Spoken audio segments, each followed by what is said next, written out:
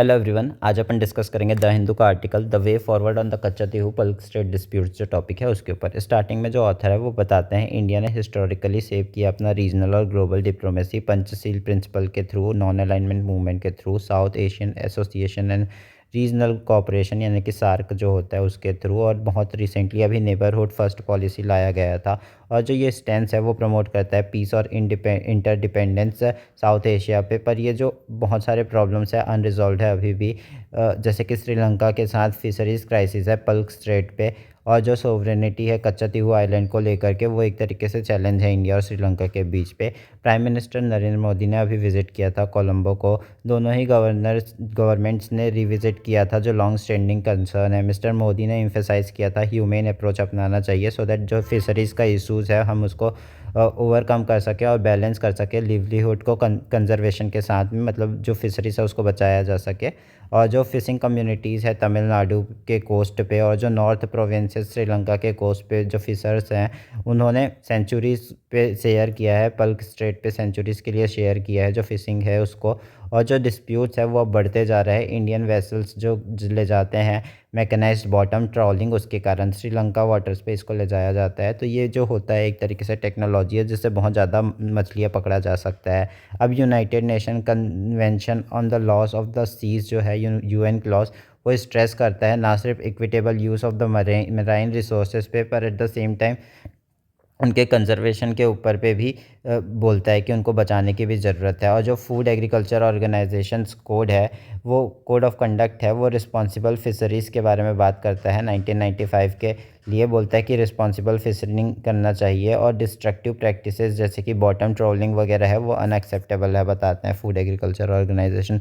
Sri Lanka ban कर रखा है ऑलरेडी जो ये बॉटम ट्रोलिंग है 2017 पे ही, बट जो हंड्रेड्स ऑफ इंडियन ट्रोलर्स हैं वो अभी भी कंटिन्यू करते हैं ये प्रैक्टिस और डैमेज कर देते हैं coral bed shrimps, habitat, depleting fish stocks. और जो जो ये प्रॉब्लम है वो सिर्फ श्रीलंका और इंडिया के तमिलनाडुन के बीच में नहीं है, बट तमिलनाडु के जो स्मॉलर आर्टिसनल फिशर्स हैं वो ट्रेडिशनल सस्टेनेबल मेथड यूज़ कर रहे होते हैं तो वो खुद भी सफ़र करते हैं। और जो नियर्स और रिसोर्सेज है वो भी डिप्लीट होता है और उनको फोर्स करता है कि कंटेस्ट करें वाटर पे। ठीक है, उसके बाद जो ये बिजनेस ट्रैवलर्स ऑपरेटर्स हैं और जो ट्रेडिशनल फिशर्स हैं उन लोग के बीच पे खुद प्रॉब्लम होता है, वापस बताते हैं। फिर जो डिपेंड करते हैं सब्सिस्टेंस के लिए, जीने के लिए इन लोग इस वाटर सी वाटर पे डिपेंड करते हैं ट्रेडिशनल फिशर्स। तो जो सस्टेनेबल रिजोल्यूशन है कॉल्स फॉर मेकिंग डिस्टिंक्टिव दोनों के बीच पे डिफ्रेंशिएट बनाने की ज़रूरत है। जो आर्टिसनल फिशर्स हैं और जो ट्रॉलर ऑपरेटर्स हैं उन दोनों के बीच पे एक तरीके से रिजोल्यूशन लाना चाहिए सो दैट हमको पता रहे कि हम उस हिसाब से पॉलिसी बना सकें कि जो ट्रॉलर्स ऑपरेटर्स हैं उनको तो कोई पॉलिसी की ज़रूरत नहीं होगी, उनको कुछ बेनिफिट नहीं मिलना चाहिए, बट आर्टिसनल फिशर्स को मिलना चाहिए ऐसे गवर्नमेंट के साइड से कुछ। अब जो कंसेंट मिल जाए अगर श्रीलंका के हिसाब से हमको, श्रीलंका के फिशर्स के लिए कि वो अपना वर्क कर सकते हैं कोटा और रेगुलेटेड एक्सेस के लिए, और उनके लिए लिमिटेड फ़िशिंग राइट्स भी मिल सकती है अगर हम मतलब एक दोनों इंडिया और श्रीलंका मिलकर ऐसा कुछ बना सकते हैं कि दोनों लिमिटेड फ़िशिंग किया जाए और उनको राइट मिला जाए। और स्पेसिफ़िक डे स्पेसिफ़िक सीज़न में तमिलनाडु के जो स्मॉल फिशर्स हैं जब तक इंडिया का स्टॉक रिकवर ना हो जाए तब तक उन लोग को मिल जाए एक्सेस। अब एक तरीके से जो कम्युनिटी सेंसिटाइजेशन है उसकी भी ज़रूरत है। जो Sri Lankan Tamil member of parliament है और जो तमिल मीडिया है वो एक तरीके से मेजर रोल प्ले कर सकती है हाईलाइट करने में तमिलनाडु में कि जो हार्डशिप फेस किया गया था नॉर्थन फिशरमैन सफ़र किए थे श्रीलंका के बहुत लंबे टाइम जब सिविल वॉर चल रहा था, तब उसको हाईलाइट किया जा सकता है तमिलनाडु पे। और इसमें बहुत सारे फैमिलीज़ ने लॉस कर दिया था अपना income, decades of income loss कर दिया था। और जो मिलिट्री रिस्ट्रिक्शन लगाया गया था सी एक्सेस को लेकर के कॉन्फ्लिक्ट के टाइम पे, उसको ऐसे पोर्ट्रे नहीं करना चाहिए कि एग्रेसर हैं वो, बट एक तरीके से उनको विक्टिम की तरह दिखाना चाहिए, विक्टिम ऑफ इकोनॉमिक लॉस के विक्टिम की तरह दिखाना चाहिए। और ऐसा स्टेप जो है फॉस्टर करेगा, ज़्यादा गुडविल लाएगा।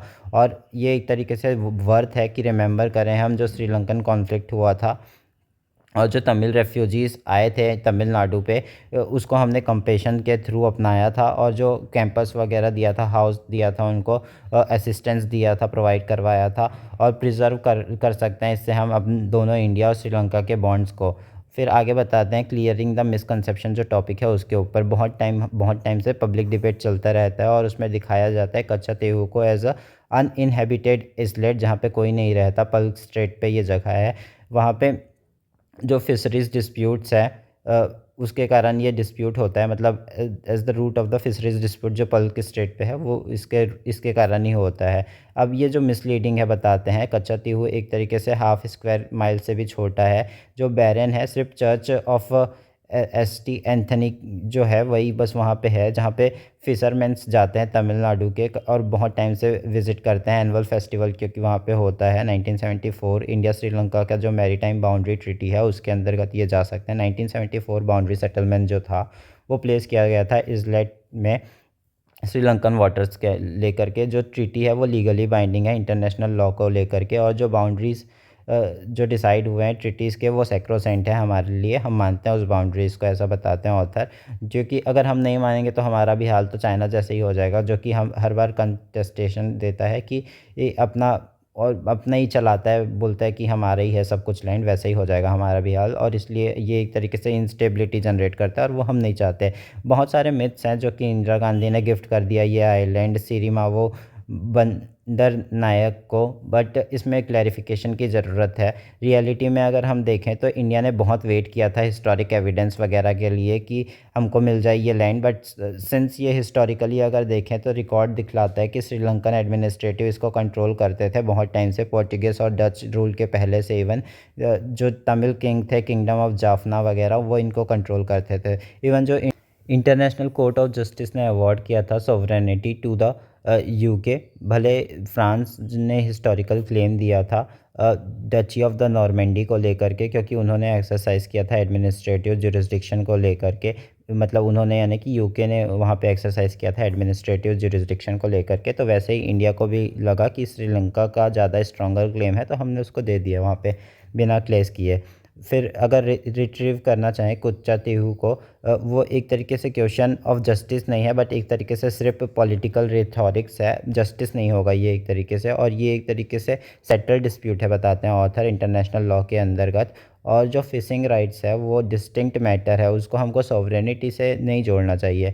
पल्क स्ट्रेट जो कि एडजेसेंट वाटर्स है उसको रिकॉग्नाइज किया गया है हिस्टोरिक वाटर्स को as a historic waters in India और श्रीलंका लॉ के अंदर, जहाँ पे एरियाज जो हैं सोवरेन राइट से ज़्यादा स्ट्रॉन्गर हैं, और जो नॉर्मल टेरिटोरियल सीज हैं उससे ज़्यादा सोवरेन राइट्स वहाँ पे चलता है। तो उसके बारे में बताते हैं कि यहाँ पर इनफैक्ट जो राइट ऑफ इनोसेंट पासेज है वो भी नहीं मिलता है, और जो थर्ड स्टेट फिशिंग राइट्स है बिना एक्सप्लिसिट कंसेंट के नहीं मिलता है किसी भी लोगों को।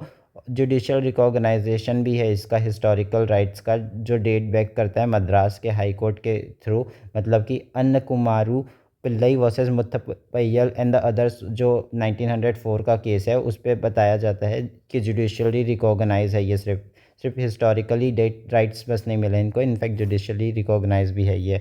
अब जो अपहेल्ड करता है उनके क्लेम को श्रीलंका वाले को ट्रेडिशनल पेरल्स के बेसिस पे और कॉन्च फिशरीज़ के बेसिस पे। इंडिया का जो एक्सेप्टेंस है 1974 का मैरीटाइम बाउंड्री को लेकर के, वो सिर्फ एक तरीके से अनयूजुअल, मतलब वो एक तरीके से अनयूजुअल नहीं है, वो सही है बट लीगली कंसिस्टेंट है, और हम उसी को ही मान के आ रहे हैं और हिस्टोरिकल प्रेसिडेंट को भी फॉलो कर रहे हैं। जो यूनाइटेड नेशन सीज़ के लिए ट्रीटी आया था आर्टिकल 123 उसका इनकरेज करता है कोऑपरेशन को लेकर के, और सेमी इनक्लोज्ड सीज़ जो है उन पर पे जो कि पल्क बे एक एग्जांपल है, और गल्फ़ ऑफ मन्नार जहाँ पे जॉइंट रिसोर्स मैनेजमेंट होना चाहिए। वो सिर्फ एक आइडियल वे नहीं है बट बहुत मैंडेटरी भी है बोलते हैं ऑथर। इंडिया और श्रीलंका हैं वो इम्प्लीमेंट कर सकते हैं सिमिलर फ्रेमवर्क, जैसे कि इक्विटेबल कोटास, और जो फिशिंग डेज़ हैं उनको लगा सकते हैं।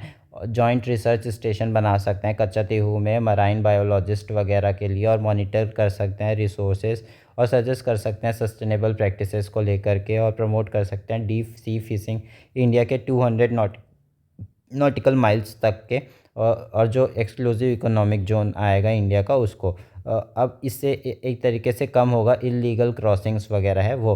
टुवर्ड्स गुड नेबरहुड पॉलिसी में अगर देखें तो इंडिया का जो रीजनल लीडरशिप है वो सिर्फ जियोग्राफी के बेसिस पे नहीं है बट कल्चरल और सिविलाइजेशनल टाइज के लिए भी है। तो वे फॉरवर्ड जो हम इस पे देख सकते हैं वो मल्टीपल लेवल पे हो सकता है, जैसे गवर्नमेंट टू गवर्नमेंट टॉक किया जा सकता है, स्टेट प्रोविंशियल इंगेजमेंट बढ़ाया जा सकता है, कम्युनिटी डायलॉग इनकरेज किया जा सकता है, पीपल टू पीपल एम्पैथी बढ़ाया जा सकता है। और अगर इसको हम हैंडल करेंगे अच्छे से तो कच्चा हुआ जो पल्क स्टेट इशू है वो एक तरीके से सिंबल बन सकता है कोऑपरेशन का रेदर देन कॉन्फ्लिक्ट से, ऐसा बताते हैं ऑथर। फिर जो लॉन्ग आर्क ऑफ डिप्लोमेसी है स्मॉलर डिस्प्यूट को लेकर के उसको ओवरशैडो नहीं करना चाहिए लार्जर विज़न को देखते हुए, जैसे कि piece prosperity and the mutual respect in the south Asia, उस पर ज़्यादा ध्यान रखना चाहिए हमको। इतना ही था आज के आर्टिकल पे। अगर समझ पे आया होगा अच्छे से तो लाइक सब्सक्राइब एंड शेयर करना। Have a good day. Thank you.